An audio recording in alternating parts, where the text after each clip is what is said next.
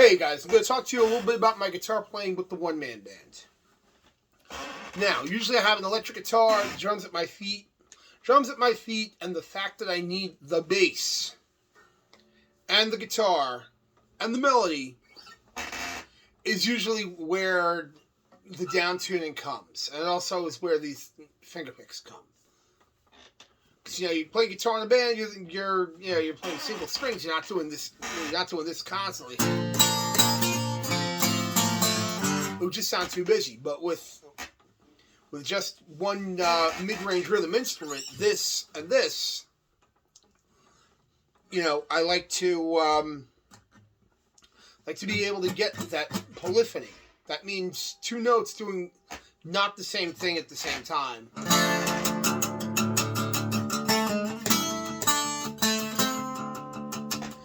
See, it's all over the same chord, but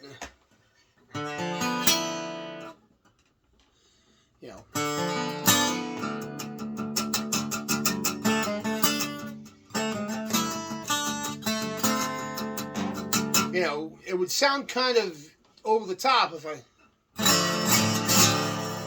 especially with the distortion going. But if you get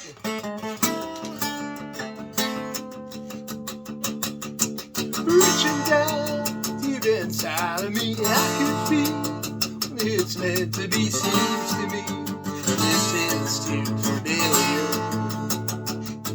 Because you want to keep that low note going, so that you keep that feel of the song. Hang the chords. Hey, people aren't going to be missing too much chords.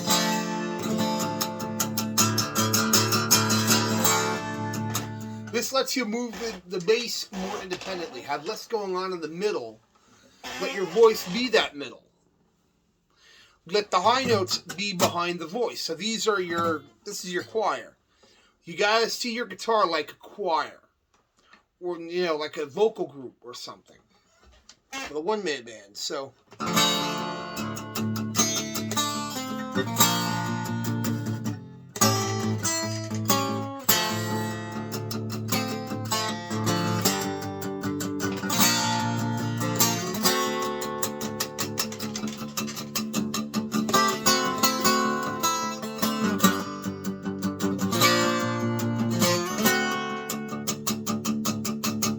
you see what I'm doing? I'm keeping the bass. I'm moving the notes independently. And that, again, that's good on Beatles covers. Hey, I'm playing 8 days a week, so have that funny note, that Lydian note.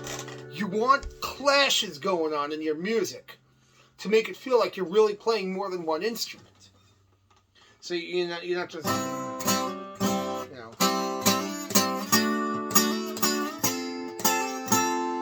you have that one little pedaling note going there.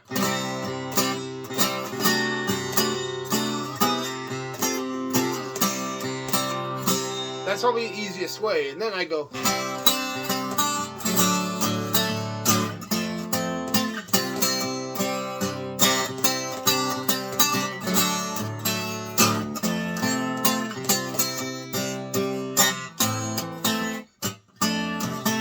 What you want to do over there? You see how I did that?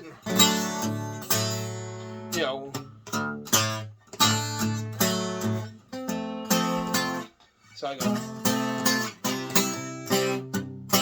Yeah, you want to keep the bass alternating and where the chords. So you got to remember, the Beatles were singing chords. They were this kind of a vocal group.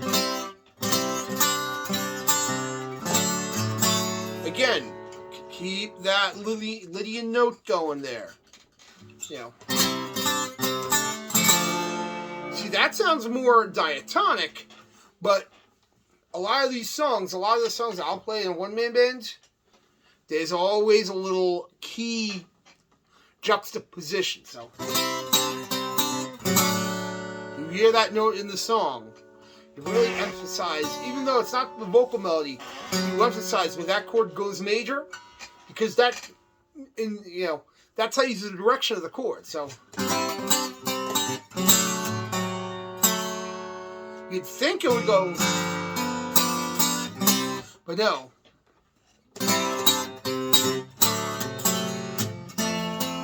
You know. But no, you grab that note on the...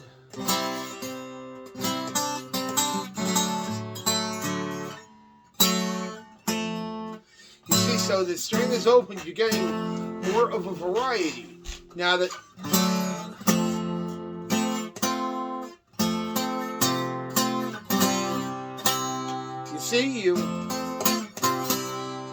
That's the melodic hook that tells you you're listening to 8 days a week. No matter what the hell, who's playing it.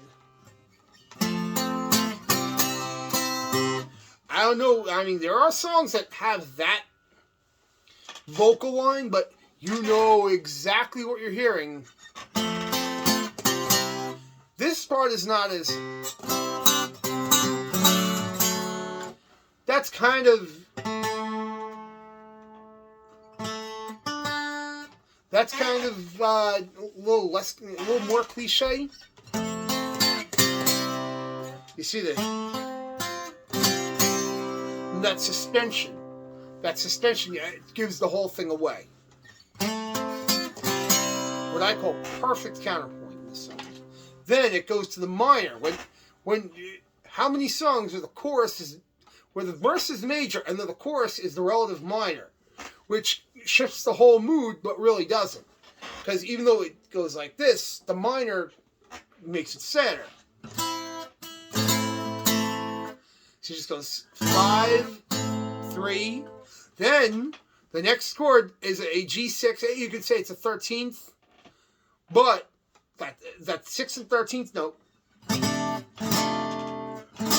Do you hear that? Do you hear that?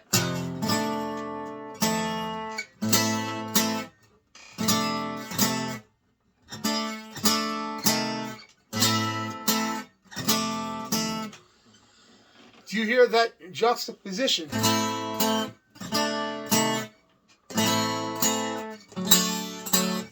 And then you hear that other one. So now this is on the Rick Beato channel that I listen to. That's called modal interchange.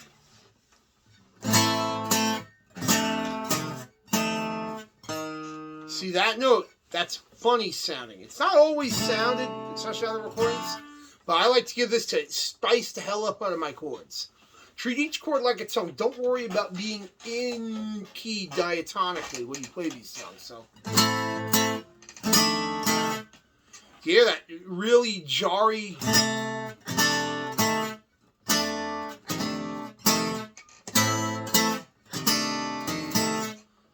Yeah, really jarry note. But because of where the notes fall, you know exactly what you're listening to.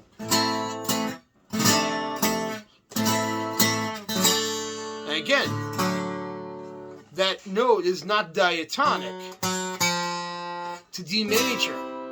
This song is kind of, I mean, I hear it as D, almost D Lydian. And it brings out, you know, with...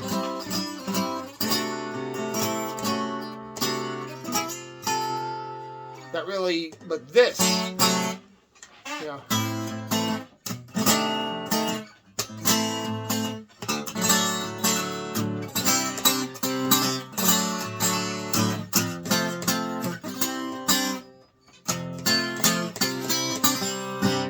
Again, a variation, but once you hear that, you know you're listening to 8 days a week, because that's the whole hook of the song. Then, when we go to the chorus, so we'll go. Right? So now you're...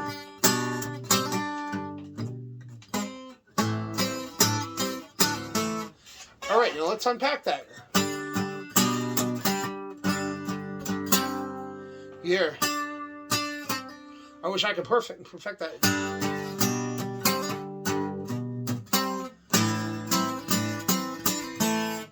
That, when I'm playing there, 11 minor, 11 minor, 11 minor. That's like an 11th turnaround.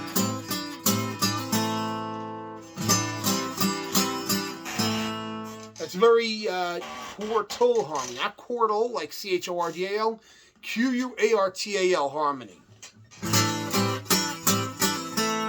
Beatles Around Hard Day's Night had that. Like the chord in Hard Day's Night has a lot of chordal, Q-U-A-R-T, meaning built-in fourths melody. Chordal is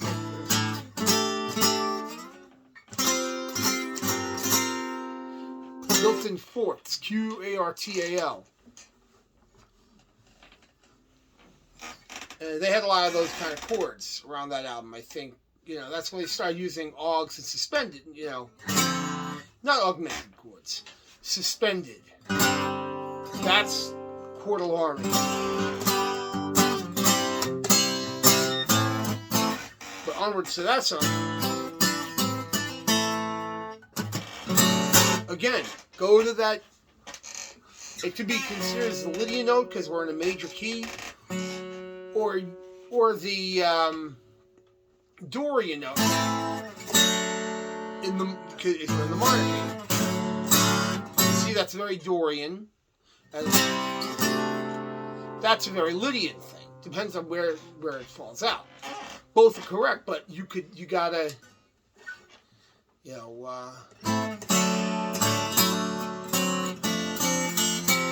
they're just playing a G chord, but a sixth.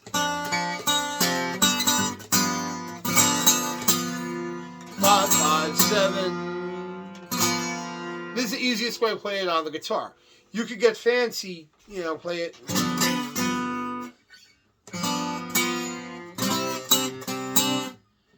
So then you're back on the riff.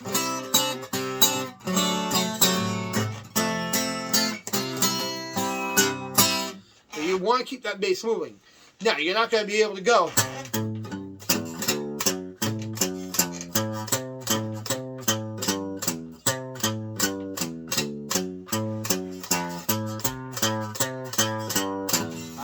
Then, part that I'm trying to get to on the song, maybe I'll do it with the bass drum.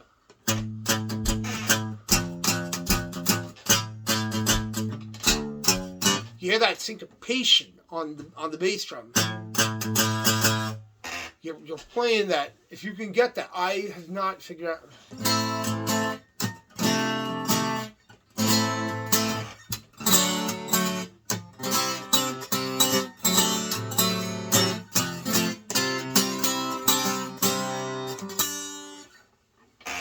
That's what you're listening.